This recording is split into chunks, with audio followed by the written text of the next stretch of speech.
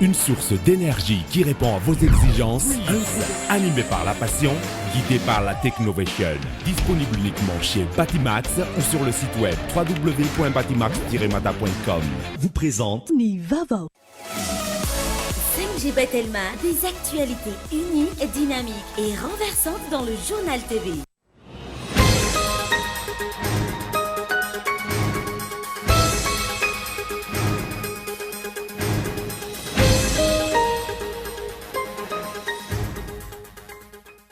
Androany no niakatra teny amin'ny fitsarany ireo mpitarika sendika sy olona sivy ao anivon'ny CNAPS namoaka ny vaovao mikasika ny fisiana fanodikodinana fandaniana sy famoaham-bola tsy ara-dalàna teo anivon'ny CNAPS.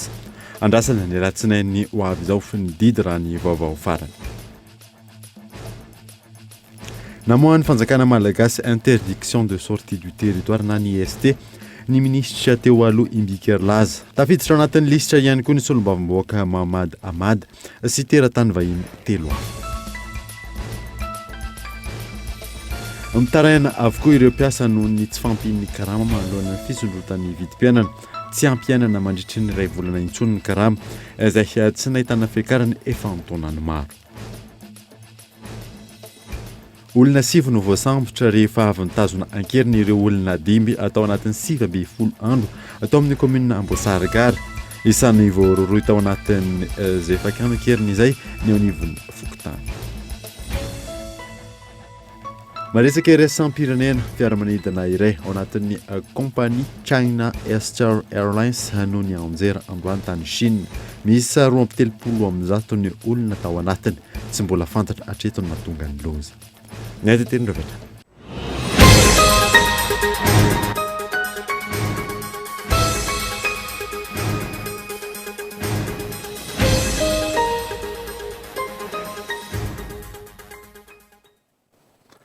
Filaratra tompolasy tompoko fotoana vaovao ato amin'ny Kolo TV Manasanoara. Naraka izany hatramin'ny farany any mbo tsika ny vaovao dia androany niakatra fitsarana ireo mpitarika syndikaly sy olona sivy ao anivon'ny CNAPS namoaka ny vaovao mahakasika ny fisiana fanodikodinana fandaniana sy famoaham-bola tsy ara-dalàna atao amin'ny CNAPS. Andrasana ny latsinainy ho avy izao ny didy raha ny vaovao voaray farany Yves Richard. Nanomboka tamin'ny valora maraina noho ny famotoana teny amin'ny fitsarana nosy ireo sendika mivondrana anatin'ny Solidarité syndicale de Madagascar androany. Ankoatra ny firaisan-kina amin'ireo mpitarika sendika, namoaka ny vaovao momba ny fisiana fanodikodinana, fandaniana sy famoaham-bola tsy ara-dalàna teo anivon'ny CNAPS, ka nahafahan'ny napiditra vonjomaika ny tompon'antoka tamin'izay. Manaraka akaiky ny fivoarany raharahany SSM hoy ny filohany androany. Ny mampalahelo ao anatin'ilay izy fotsiny dia hoe ny mpitarika sindika andray no nanaovana ramatahora sy anaovana antso-jay manoloana ny fanomezana famoahana vaovao sahala amin'ireny zany izay araky ny tokony ho izy dia ireny ary ny tokony ho ampirisihana any amin'ny toeram-piasana izay hoe misy zavatra tsy mety rehetrarehetra. Ka eto izahay zany tonga maro be satria hita araky ny hitanareo zao ny any anaty salle d'audience any efa feno aty ivelany moa zany tsika io dia manotrona ary mampahery miaraka miombona amin'ny zavatra rehetrarehetra amin'ireo namana anankisivy izay ao anaty salle d'audience ao amin'izao fotoana izao. Ankoatra ny famitrahan'ireo fitorinam-polo ny mbola nenjehina ny tompona andraikitra miraharaha CNAPS nataony randrana sindikaly. Lazany tsy hitaza-potsiny manoloana ny raharahany SSM androany. Isan'ny tseken'izy ireo ihany koa no mety isinitsindry amin'ny endriny maro. Antony anaovan'izy ireo anjo fanairana ny rafi-pitsarana isan'ambaratongany mandray an-tanana ny raharaha CNAPS. SSM moa zany anisan'ny voalohany nitaky an'ilay hoe fanadihadiana lalina tao anatiny.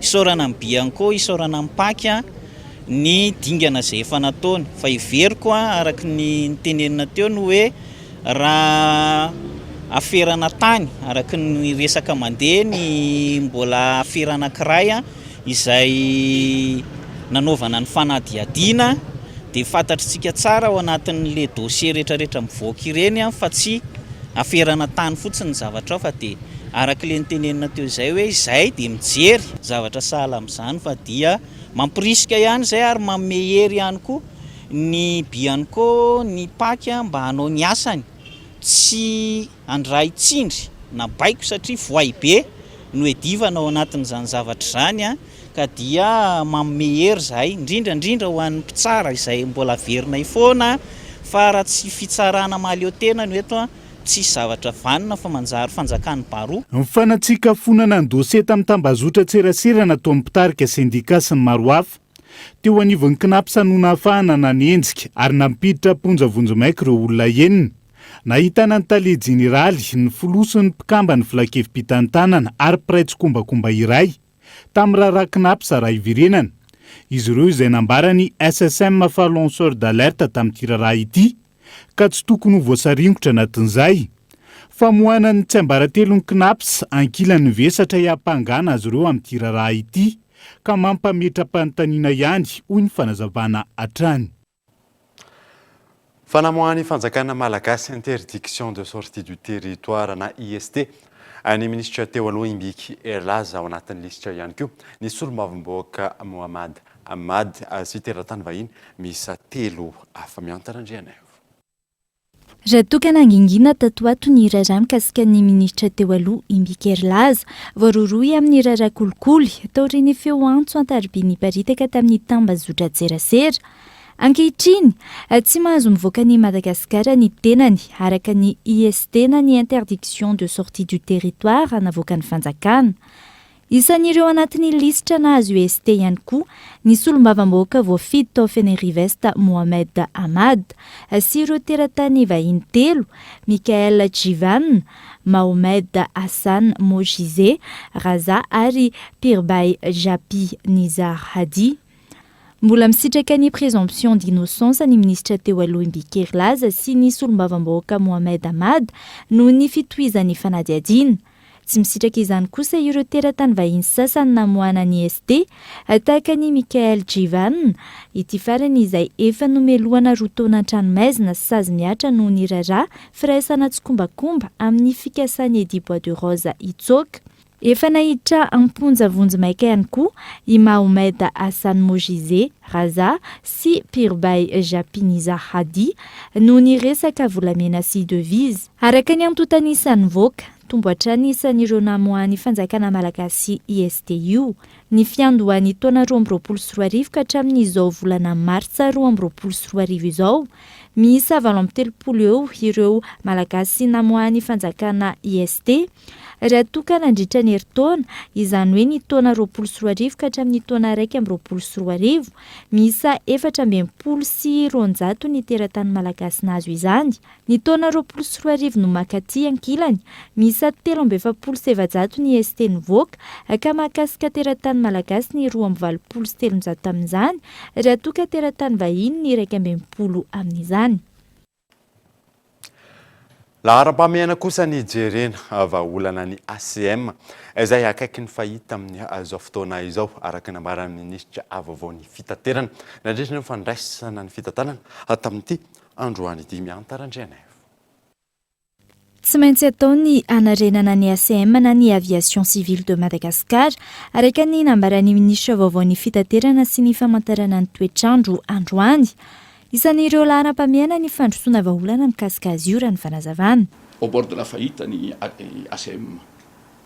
Dia asa nahazokazonareo inona zany conséquence zany zavatra zany. Raha vao tsy mitandrina antsika on risque d'avoir l'annexe B. L'annexe A. Ny annexe A dia mitateraka daholo. Izany nanao an'ireo zavatra tsy mety reo.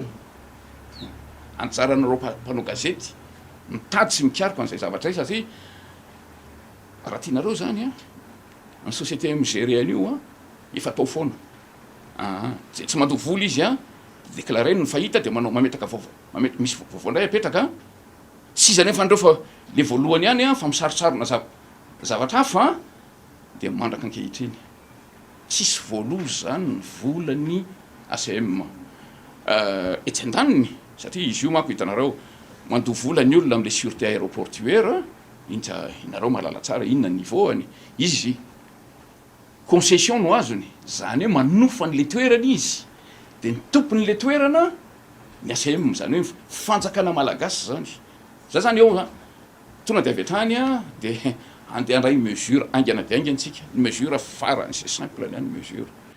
Maro ny fitantanana tsy nety mitarika ny fahasimban'ny tontolon'ny fitaterana anabakabaka sy ny seranam-piaramanidina malagasy hojerena tsirairay ihany koa ny mikasika izay raha ny fanazavana.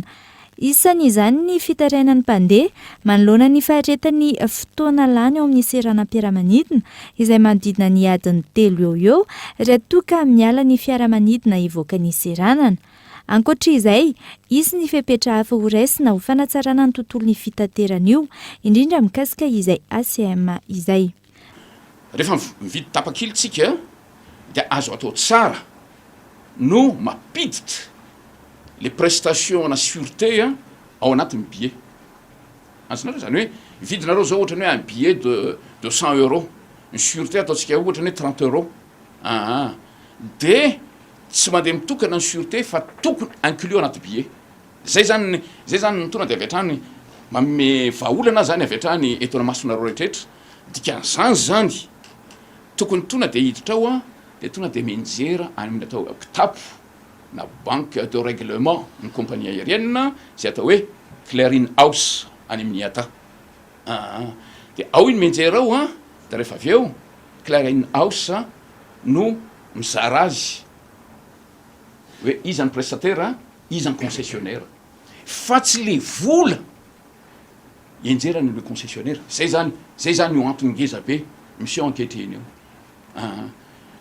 Efa olona tsy maintsy andiangana be fa zao koa za tsy anaky mihitsy tena lazaiko retanatrehanareo fa ndraoko vraiment ny zavatra io za malala inona ny zavatra mitranga tena le izy zany ohatra mahery loatra angamba ny teno ampiasaiko fa tena resaka mafia io.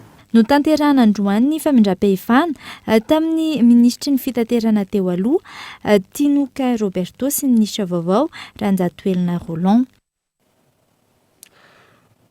Nanoizatsika ny vaovao kosa indray dia hiadina mafy amin'ny famoahana ny didi-pitondroana fampiarana ireo lalàna efa mivoaka fanatsarana ny fidiram-borana ireo vondrom-bahoaka paritra itsinjaram-pahefana ho ny ministra vaovao fo ny ministerany atitany ao tamin'ity androany ity ny alarana efso.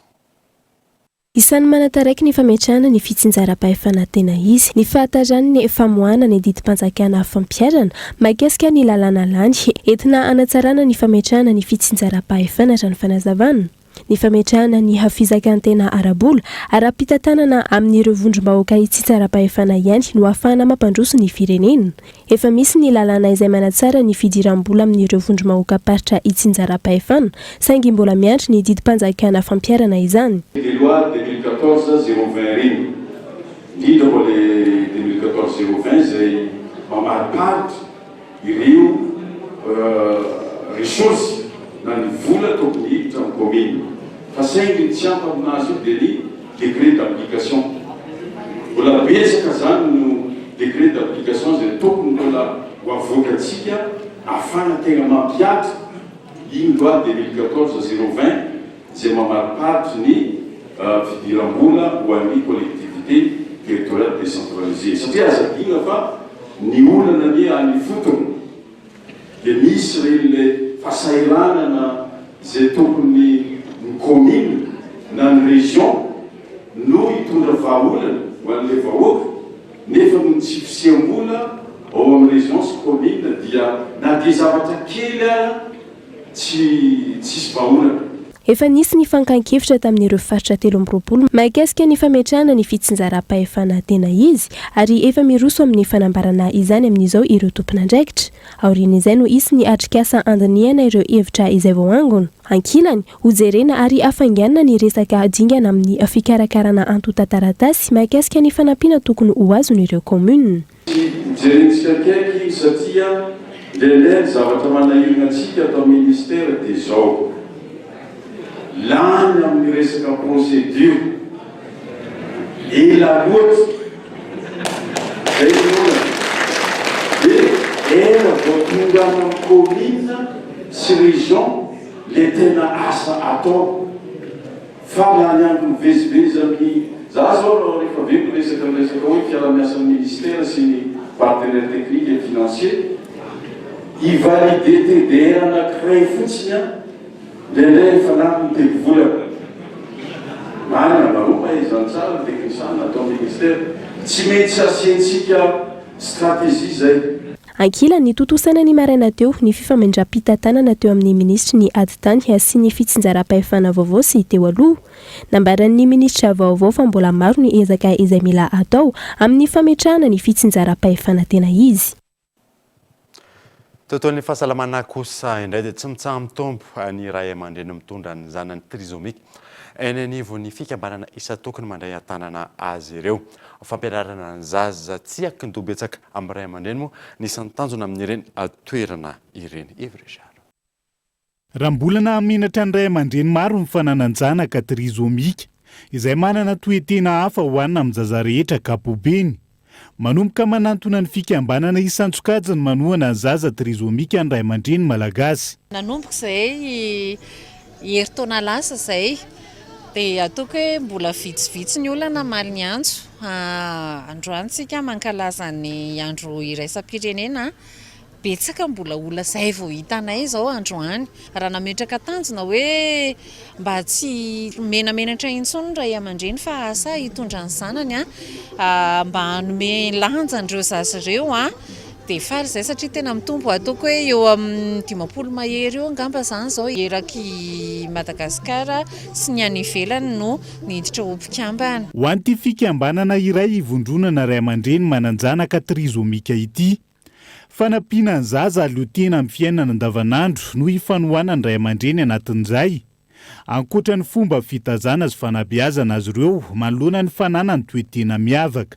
Voalohany indrindra moa ny tena antony safidianana an'ilay izy ireo ankizy ireo zany izy limité amin'ny resaka hoe fianarana ny ampianarana fa ny tena anosehanay anazy zany dia le mba ahafahany manana autonomie ao amin'ny fiainana rehefa lehibe dia mba mahavita ny zavatra bazika amin'ny fiainana hoe misolakanjo rery, mikarakara sakafo kely ho an'ny tenany, manao zavatra amin'ny tenany manokana zany fa tsy voatery eo fonda dasinena azokina hoe tsy maintsy misy olona dia safidiana manokana atao madatrice zao izay resaka hoe fikarakarana sakafo izay zany hoe mba mizatra le ankizy mampiasa ny tanany amin'ny fandidiana sy ny fanaovana sakafo an-dakozia. Androany fa 1 ny volana martsa ny fanamariana ny andro maneran-tany ho an'ny trizomie 21. Tontolon'ny fahasalamana izay hatrany dia maro ny tsy malala ny fotoana sy ny antony anaovana ny vaksiny Covid-19. Raha ny fanadidina natao tany amin'ny commune Alakamisy misy araka izany ny fanentanana ireo mpisehatra amin'ny fahasalamana saingy tokony amafisina izany any amin'ny tontolo ambanivohitra. Io na saina.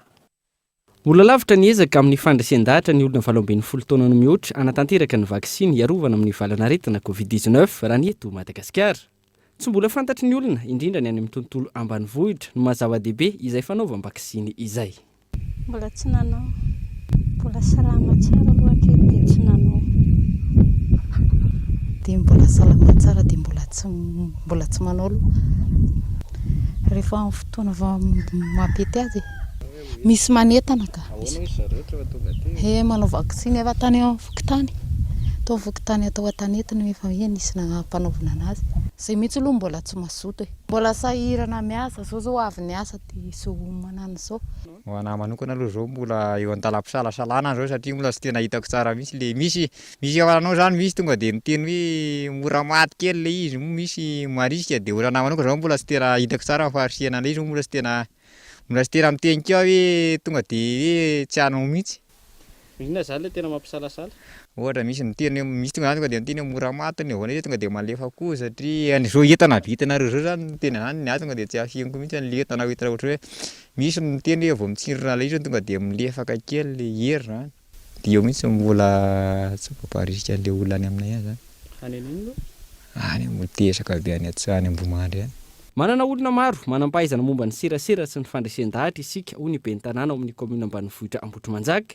Tokony avondrina izy ireny ambolavola paikady ampitomboana ny taham-pahavitrian'ny olona hanao vaksiny. Raha commune ambanivohitra rehetra zany tokony hanaovana paikady mihitsy izy aloha hoe ny vaksiny moa zany dia fiarovana zany hoe mialohany evin'ny aretina mihitsy zany no atao no ampidirina lay vaksiny le fanentanana mihitsy zany tsy ampy a le fampianarana le hoe inona marina moa no asan'ny vaksiny, inona marina moa no asan'ny antikora anankiray ampidirina ao anatin'ny olona mba hiarovana amin'ny aretina voafetra anankiray. Eo mihitsy zany tsy ampy le fahalalany olona mihitsy zany mila ampiana kely, mila ampianarina isam-batan'olona, tena isan-tokantrano mihitsy dia amin'ny stratégia fanaovana le vaksiny mihitsy zany tokony hovaina aloha. Eo ampiandrasana izay paikady mahomby ampitomboana ny tapavitrian'ny malagasy vita vaksiny izay mitohy hatrany ny fatra voarain'i Madagasikara. Isany amin'izany ny fatra fanampiny amin'ny vaksiny Johnson & Johnson miisa 703 hetsy tonga eto amintsika tamin'ny alalan'ny rafitra avata ezaka fividianana sy fizarana vaksiny tary ny vondrona afrikanina ary novidiana sy nomeny ny gouvernemanta amerikanina.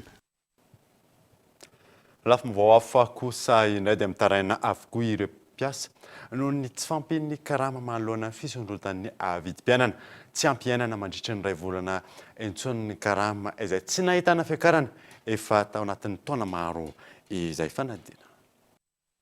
Tsy mifanaraka amin'ny fiakaran'ny vidim-piainana intsony ny karama raisin'ny mpiasam-panjakana ankehitriny. Efa taona maro no tsy nisy fiakarana izany raha ny fanazavan'ity mpiasam-panjakana iray ity.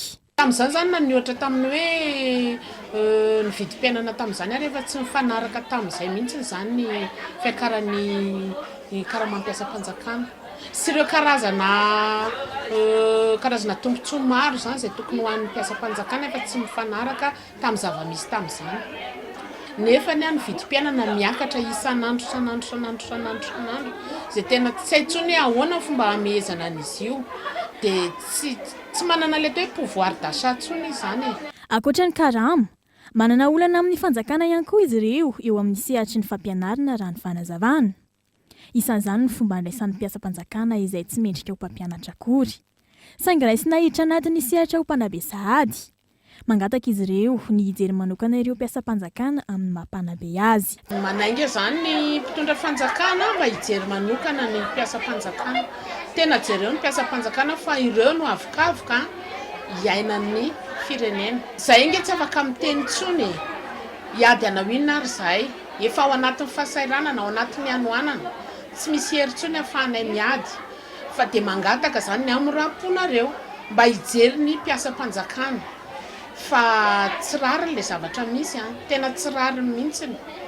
Dia mangataka zany mpitondra fanjakana hoe mba hijery akaiky hitodika manokana amin'ny mpiasam-panjakana ary hijery ihany koa vidim-piainana tena midangana be, tena tsy hita intsony izay ilazana azy io. Tena hoe tady vahaolana aingana ianareo ianareo gouvernemanta izay vao nitsangana teo reo. Tsy ireo mpiasam-panjakana ihany misedra ny tsy fiakan'izay karama izay. Tsy lasa-danja amin'izany ireo tsy miankina raha nambalin'ity syndicat Sepizof fisema mifanampy ity. Jerena amin'ny tokony karama mahavelona iainan'ny mpiasa zany dia tokony iaina amin'ny karama farafakely ny mpiasa zany any amin'ny 5,1 alina isan'andro any. Ao anatin'ny fotoana fihetsiketsehana amin'ny dinika mahakasika ny karama tokoa zao ny CTM sy ny vondron'ny mpampiasa. Ny mpiasa privé zany ny fitarainana tena azo zany dia zao mbola latsaky lay SMIG na ny salaire minimum intergaranti, ny karama farany ambany ny karama lohan'ny mpampiasa. Fepetra raisinay zany, fepetra raisinay manoloana an'izay dia mazava ho azy fa mitondra ny raharaha eo anivon'ny sampana mpanara-masony asa izay rehefa tsy voavaha eo dia mitondra ny raharaha ety anivon'ny tribunal du travail izay mba hahafahanay mitaky onitra ho an'ny mpiasa zany. Tsy aivona, telo taona izay tsy nisy resaka ny karama mpiasam-panjakana. Raha toka tamin'ny taona 2012 no nisy fisondrotan-karama farany. Iverenantsika ny tontolon'ny fitaterana dia manaitra ny minisitra avavaon'ny fitaterana hanamafy ny fifampiresahana amin'ny ampitatitra hitadiavana ny maromaritra iraisana manoloana ny mety ho fiakaran'ny saran-dalana ny filohan'ny association des transporteurs de Madagascar. Fanampanazavana. Raha itsika zao hijery ny vidina solika io ny firenena mandroso raha ohatra hitirisaky la France atsika. Ny an'ny la France zao fa 2 € ny vidina solika. Zany hoe environ any amin'ny 9,000 ariary aty amintsika ny litatra. Ahoana ireny raha firenena matanjaka afaka manao subvention izy vao maika moa itsika ka zay ny toko hoe tokony homanina mba tsy isiny zay olana amin'ny fampiakarana sarandalana ho atao mpitatitra zay tsy ny mpitatitra ihany ange fa ny zavatra ataontsika hoe mety isy fiatraikany amin'izay fiakaran'ny solika zay na vidiny entana io satria ny mpitatitra mitatitra ny entana miakatra ny solika ampiakatra sarandalana de misy de zay ny toko hoe tokony homanina ho an'ny mpitatitra olona manokana de tena tsy maintsy isy zay na raha vao miakatra io dia tsy azo atao resaka ntsony hoe azo ampiakarana tena za miteny mahateknisiana sy mampandrarana anazy sy mampitantana anazy zany fitaterana de te za miteny hoe tsy azo fa tokony homanina mba tsy isy impact ny lehibe amin'ny toe-karena eto Madagasikara sy ho an'ny mpandrara ny siatrasa mpitaterana indrindrindra ho an'ny vahoaka taterana misy fomba zany azo anomanana zany raha za manokana le izy tahaka mazatra anaraka doka vatro isika meloany diratsika amin'ny tapany faharoa vavao rehefa behary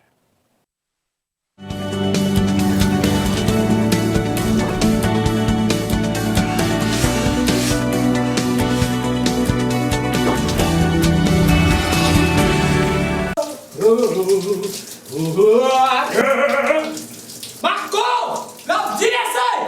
Homme 60 laissez! Lapsi! Homme 60 laisse Brenna! Lapsi laissez! Homme 60 laissez! Marco!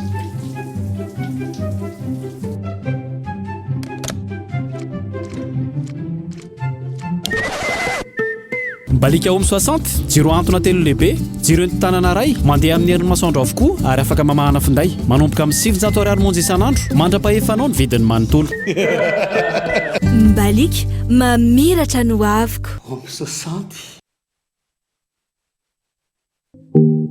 andao izany Madagasikara ny ministera fizahantany sy ny ofisy pirenena momba ny fizahantany dia manolotra antsika ny andian'ny fahadimy amin'ny hetsika tsenabe ny fizahantany izay ho tontosana ny 1 martsa 2 aprily 2024 avy izao eny amin'ny gara Sorano Analakely tongava indray ny tafampivantana amin'ireo matianina amin'ny fikarakarana fivahinianana sy ireo ofisy paritra ny fizahantany Ampiavaka ity andiana ity ny fisian'ny asa lehibe mandritra ny 3 andro entina hanoezan-danja ny asan'ny mpiseradia ary andraisan'ny resolo tena mpiseradia manerana ny nosy anjara asongadina mandritra ity andiana ity ihany koa ny sakafo malagasy ny kolontsaina malagasy andao izany Madagasikara tsy misy vidim-pidirana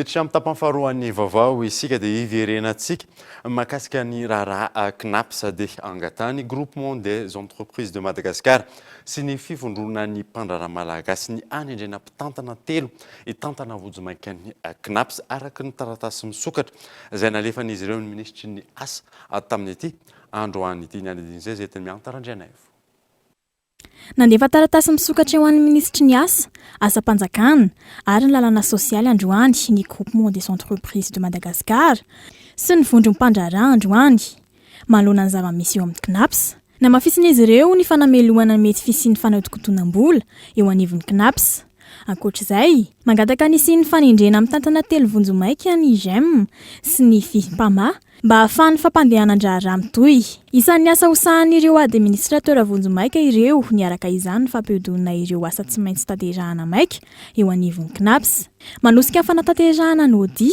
mikasika ny fampiasam-bola tato anatin'ny 3 taona farany mijery ny mety fahadisoana anatin'ireo dingana samihafa ary manolotra fepetra sy vahaolona ny amin'izany tokony voatendry amin'ny herinandro ity ireo mpitantana vonjomaika ireo raha nambaran'izy ireo hatrany fa nanao fitokonana kosa ireo mpitondra taxi be tetsy amin'ny hôpitaly Tosy tamin'ny androany ity tsy fanajana sy ny fangalana vola be izay ataon'ireo mpitandro ny filaminana moa ny anton'izay fitokonana izay raha ny fanazavana voaray fanadina ny famory tetsy amin'ny hôpitaly Tosy ireo taxi be sy receveur-ny fitaterana etsy amin'ny hôpitaly Tosy androany maraina tokony tamin'ny 7 ora teo ny rahina sy ny fanome fotoana no izany ireo mpitondra taxi be sy receveur tsy nisy ny asa ireo bus androany araka izany ka ny antony grevinay teto dia momba ny fanakana ny gendarme sy polisianay zany sy rariny le izy satria ny antony maka vola ny polisy sy gendarme tsy fantatry ny patron anay dia zay zany lasa tapaka ny karamanay ora nefa zay taxi be mikarama miasa isan'andro mba mampitra 75 000 mamela zazarona efatra veloma ao an-trano dia rehefa tapaka ianao sakanany gendarme ny infraction nefa tsy mazava hoe inona le infraction ohatra mitsangana fotsiny le olona alohan'ny ala dia fa sakanany gendarme zay sakanany gendarme zay akana 5 alina ankilan'izay mitaraina ireo mpandeha noho ny fitokonan'ireo mpitondra taxi be androany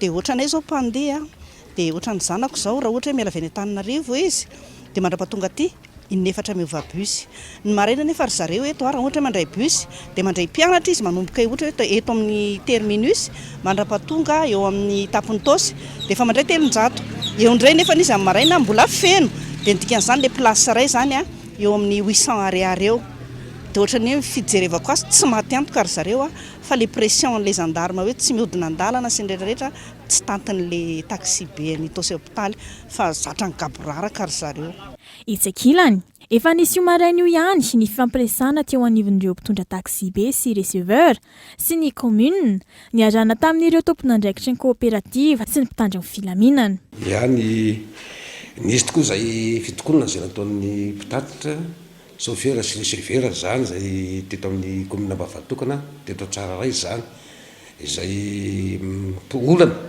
mahakasika ny chauffeur sy ny receveur amin'ny mpitandro filaminana zany ny asan'ny commune moa zany dia mandamina mandrindra ny fiarahamonina amin'izay lafiny fitaterana zay zany ny asana eto anivon'ny commune zany dia nisy moa zany ny fandaminana teo voalohany indrindra moa zany dia nitondra ny alaherinony zany reo mpitatitra reo zany mahakasika an'izay zavatra izay dia ny commune koa nefany ny gendarmerie koa hitsandan'izay dia hoe ny lalàna dia misy ny lalàna izay tokony hampiarina zany man'ny asan'ny fitaterana zany tsy maintsy tokony hajaina zany dia zay zany no fandamina teto hoe misy ny lalàna izay tsy maintsy hajaina misy koa zany nefany misy koa nefa nandan'izay mba hoe mba azo ifandeverina ihany ifandaminana ihany araka ny fandaminana andritra ny fivorinana nataon'izy ireo androany taorian'ny fitokonana efa miatomboka hiverina anao ny asan'izy ireo araka ny voalazan'ny tompon'andraikitra efa misy araka izany ireo fepetrany raisina lafy hafa kosa indray dia nampiantony fitokonana ireo mpianatra eny amin'ny université Antananarivo sy ny polytechnique Vodivorona noho ny fampanantenana nataon'ny ministra tompon'andraikitra fa hivoaka amin'ity herinandro ity ny tety andro akana ny vatsim-pianarana fanampanazavana.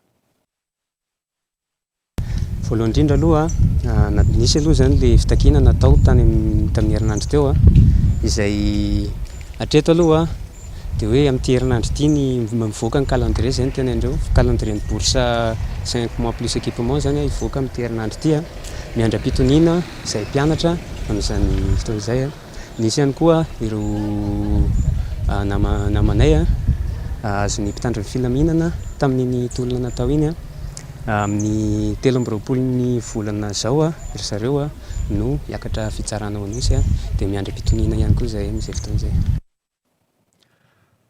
Fanotanterahana androany tao Moramanga ny fankalazana ny andro iraisam-pirenena ho an'ny ala eto Madagasikara. Ny ala sady ho amin'ny famokarana no amin'ny fampiasana lovain-jafy izay moa ny lohahevitra tamin'ity taona itika eto Andriatsilavo. Ny 20 Martsa no natokany firenena mikambana hankalazana ny andro iraisam-pirenena ho an'ny ala. Tao Antsironala Fanalamanga no nanamarina ny fankalazana nasionaly ho antsika eto Madagasikara.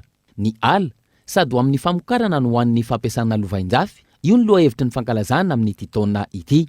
Ny fampiasana ny arena voajanahary ho lovain-jafy no nitondran'ny ministra ny fanentanana ary anaingany ny pretendazana rehetra anamafy ny fambolekazo amerenana ireo ala-potika. Izao fankalazana izao dia fotoana iray ahafahana mampahafantatra sy mandresy lahatra ny amin'ny mahazava-dehibe ny fitantanana maharitra ny ala sy ny hazo. Ny ministera dia mamporisika amin'ny fanaovana fambolekazo amin'ny velaran-tany lehibe. Mifanandro-dalana amin'izany ihany koa dia hatsaraina ny fitantanana ny ala amin'ny alalan'ny fanomezana lanja sy hery ary indrindra hasina ireo rafitra misahana izany. Nisy ihany koa ny lanonana ara-miaramila nanolorana galona ho an'ny mpianala miisa 7 sy fikaonan-doha ny arahana ministera ny enjeneran'ny ala ary ireo manam-pahefana ao amin'ny faritra ala otra mangoro ny tadiavana vahaolana entina hitantanana maharitra ny ala eto Madagasikara. Itoy ao mandraka ny fankalazana ny 20 Martsa izay tokanana ny fotodrafitrasa ho an'ireo vondron'olona ifotony ao an-toerana. Fampianatra miisa 100 eo amin'ny sehatry ny fizahantany no namoaka horonan-tsary mahakasika ny toerana azo tsidihana miisa 5 eto Madagasikara, ny fifandraisan'ny teknôlôjia sy ny natiora ary ny fizahantany no nivoizana atao anatin'ny izany gaetan Andrea Tsilavatra.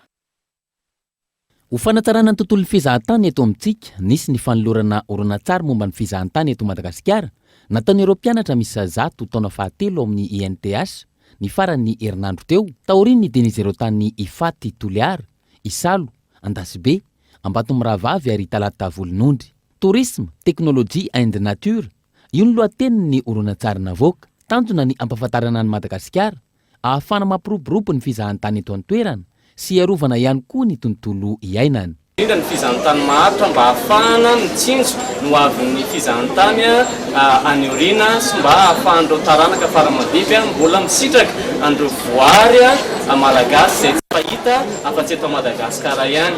Isan'ny atao lohalaharana ny fiarovana ny biby izay atahorana ho lany tamingana eto amintsika, ka isan'izany ny varika. Ireo arena tapitrisan'ny taona ananantsika dia ny ala sy ireo karazana zava-maniry, zava-boary toy ny lémurien na ny varika. Ka io no misotona fizahantany efa 50 taona tapitrisa natongavan'ireo teto ireo zavatra nitonoko voalohany teo izay nivelany nataon'ny tanan'olombelona fa ny antsika ilay voajanahary zava-boary ka io ny Madagasikara nefa fantatsika tsara fa efa tahorana anjavona. Natao amin'ny fiteny malagasy, teny anglisy ary teny frantsay ny horonan-tsary, ahafana mikendry ny olona maro amin'ny firenena samihafa. Ankoatra io horonan-tsary io, mbola maro ny ezaka tsy maintsy ataontsika eto Madagasikara, ampiroboroboana ny fizahantany anatiny hoy ireo mpianatra. Isan'ny zava-dehibe amin'izany, ny fampahafantarana ireo harena ananantsika sy ny fahafahana mitsidika azy ireny eto an-toerana.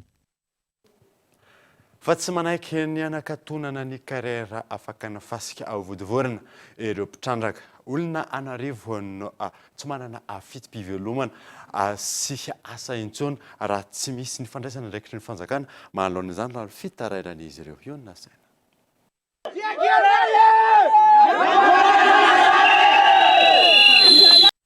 Olona maheran'ny 200 no misehatra amin'ny fakana fasika eto amin'ny karera antara-manana vodivorona efa 10 taona mahery izao. Ankehitriny misy mikasa anakatona ny toeram-piasan'izy ireo. Misy olona manana toerana tany malalaka zany raha tantaran'ity toeran'ity zany taloha fasika be ty isakisa taona zany rehefa tena miakatra anany dia mihoatra any ambadiky fefoloana iny daholo ny rano sy ny fasika dia divitry fasika daholo zany zao iny ambadiky iny. Dia rehefa tena nisy fotoana zany nakana an'ity fasika dia lasa misintona makatiny ny ony dia lasa tsy vaky intsony le fefilo. Dia misy olona efa mandeha zany le fambolena dia misy olona manana tombontsoa anankiray eo ambony eo, manana fasika velara-tany eo izy dia tiany hofezina ao zany reto olona reto hividy an'io toerana io satria efa lisy mbola lavidavitra koa ny tomandreo azy. Dia zay zany mahatonga anohanana io ny anazy aloha ny tiany alaina fa tsy le tianony. Zay zany raha ohatra hoe hijanona an'ity fitadiavana ity zany tena tsy tena mihitsy azona atao satria zay efa mba elany teto. Nefa amin'izao fotoana zay vao ilikilika. Ilika hoe tsy azo makana fasika atsony. Ka noho zany dia zay mbola tsy ety no anohanana an'ity fakana fasika ity satria tsy hivelomanay tompoko. Ankoatra ny tebiteby amin'ny mety ho fahaverezan'ny asa, mitotongana ihany koa ny vidin'ny fasika hoy ireo mpisehatra na miady mafy aza vao mahazo 1 mètre cube.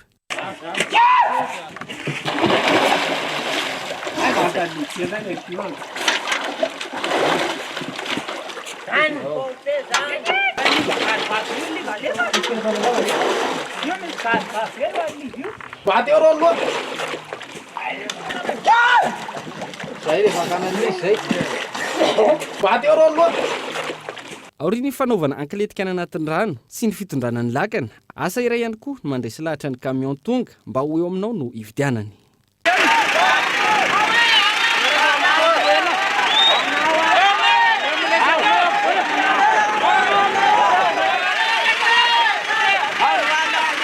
Vidina fasika zany hatramin'izay zany moa zava-misy teto dia teo aloha izy mba nandeha ihany fa noho ny taterina moa zany na ny choléra virus na ny sakasakana sy ny karazany dia ohatrany hoe lasa mora be zany zao le fasika amin'izao. Mizara telo zany zay zao.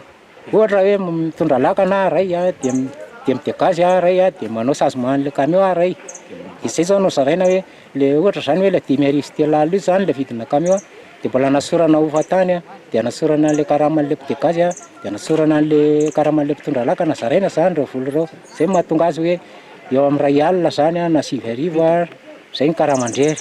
Le momba fakana azy aminy moa zany adiny ray miakatra any dia manjoka eo amin'ny tsasakadiny eo milomano mihitsy moa manjoka an'io satria rofona amin'ny siovio dia atsasakadiny eo manjoka an'izay dia milondrano eo zany atsasakadiny dia midina indray adiny ray latsaka fefany eo dia ampiny fodikodonana zany adiny 3 zany le retour vao tafaveriny eto amin'ity carrière ity miakatra sy midiny eo.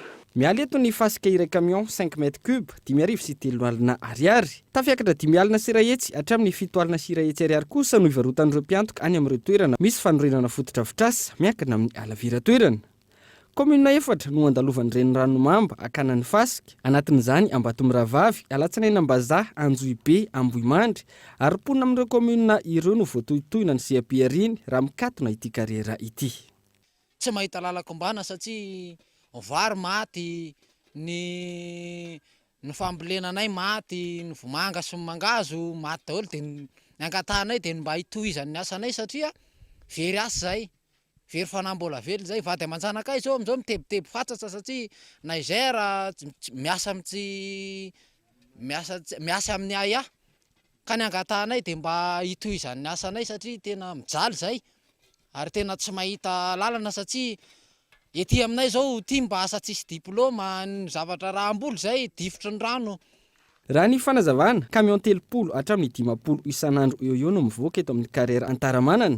Arak'izany miantso ny tompona andraikitra isan'ny tokony voakasika amin'ny tiraraha ity izy ireo amana ny olana isoroana ny fitaran'ny raharaha mety afara amin'ny fitokonana.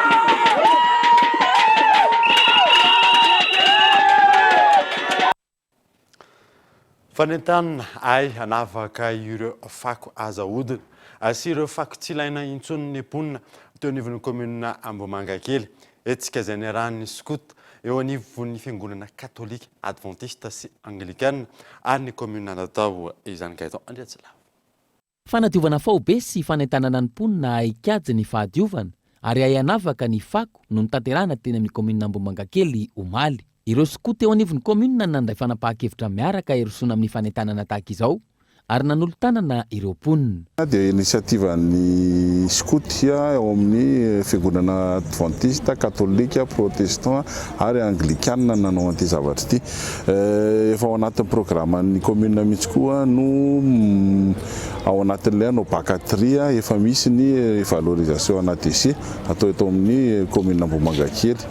Ao ny avadika zezika dia ao no jerena zavatra fanaovana azy. Ankoatry ny fanentanana anadio ny manodidina, ny tanana ay hanavaka ireo fako ihany koa ny isan'ny tokantrano. An'le trian'le fako zany hoe mba atokana ny tavoahangy, atokana ny plastika sy ny sase rehetrarehetra dia atokana ny fako menazera dia nanentana nisaky ny fokotany koa amin'le lavapako rehetrarehetra. Ny camion miasa aloha dia misy fa ny problème eto Ambomangakely dia andralanitra foana ny tena problème tsy accessible midy dia eo foana mavoanay eto amin'ny komuna Ambomangakely. Raha ny fanazavana hatrany efa misy ny toerana hafa natokana ho fanariana fako ankoatry ny an'andalanitra ho an'ny komuna Ambomangakely izay mbola eo andalam-piresahana amin'ny tompon'ny toerana amin'izao fotoana.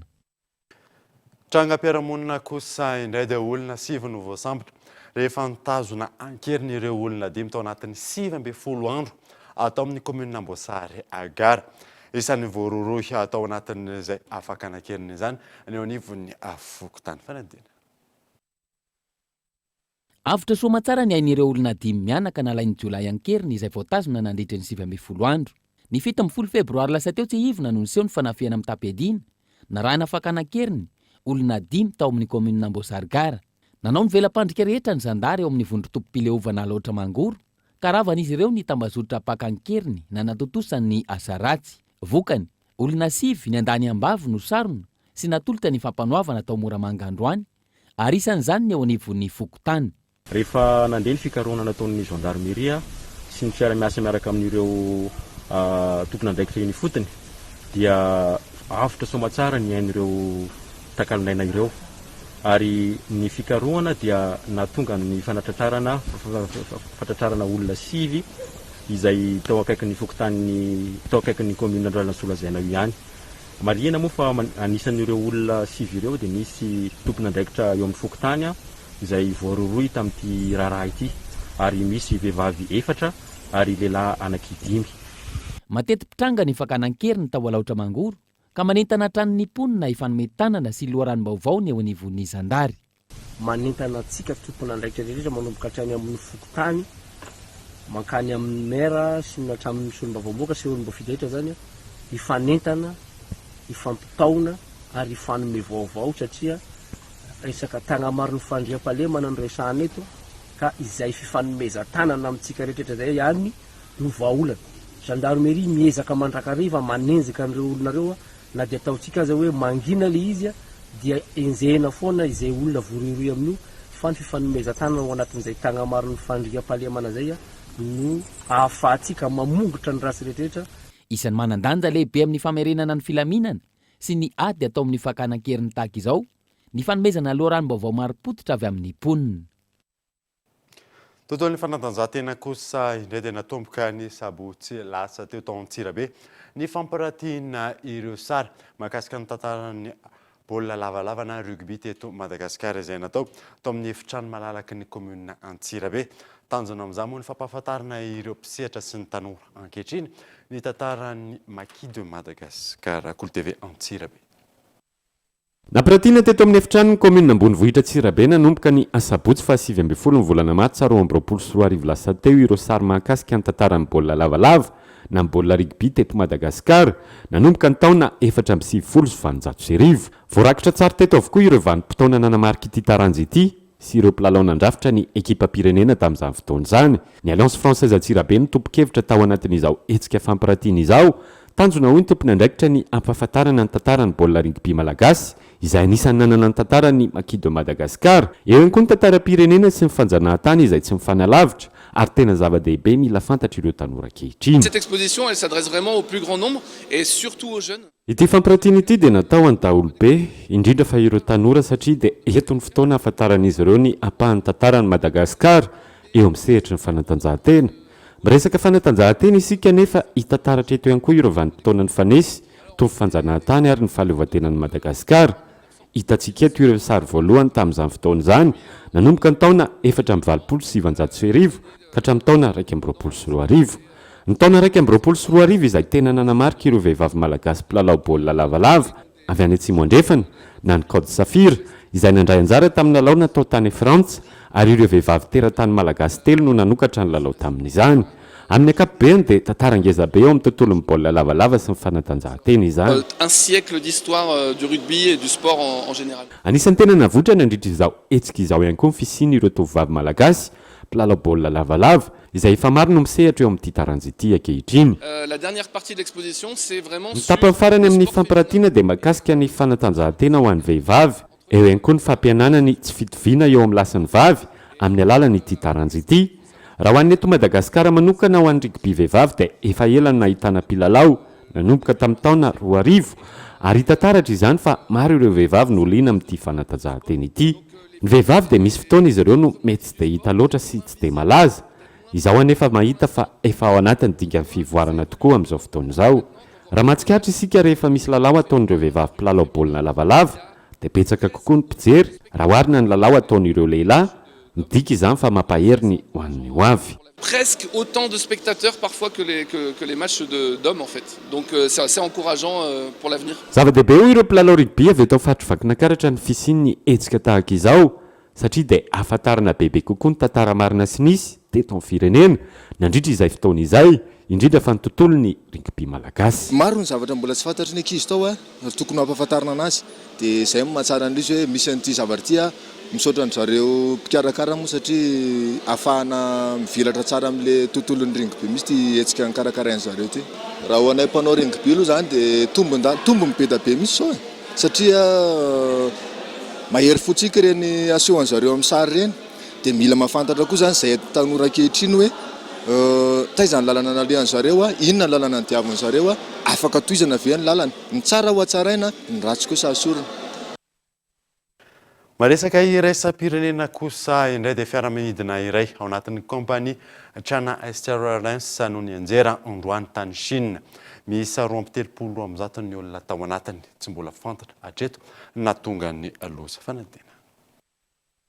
Boeing 737 iray no nianjera tany Chine androany. Olona miisa 27 no tao anatiny izay mpandeha ny 720 tamin'izy ireo. Teny amin'ny 8,000 metatra miala ny tany ity fiaramanidina ity izao nianjera izao. Tsy mbola misy hatreto ny antotanisa mikasika ny fahavoazana naterany fa raha ny tombatombana ahina ho tsy misy velona intsony noho izao loza izao. Raha ny fanazavana no entin'ny kompania pitaterana nikasany azo any Canton ity fiaramanidina ity raha nanainga atao métropole du Kunming. Noho ny famafisan'ny filatsahana niteraka fipoahana lehibe tamina tendrombohitra ny fianjerian'ny Boeing 737 ity, efa andalana ny fanadihadiana mikasika ny antony loza ankehitriny. Dia ny maresaka iraisam-pirenena manakatona avao tamin'ity andro antiankatrano nanaraka izany soava tsara daholo tompoko.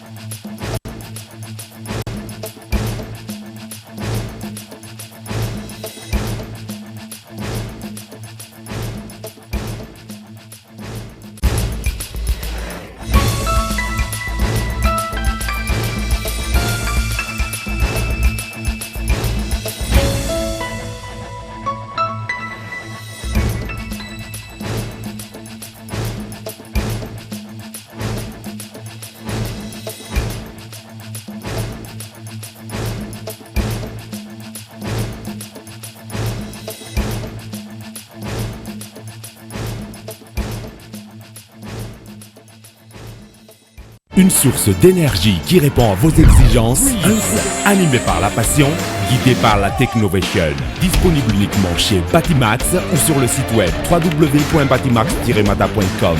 Vous a présenté Nivavo. 5G Batelma, des actualités uniques, dynamiques et renversantes dans le journal TV.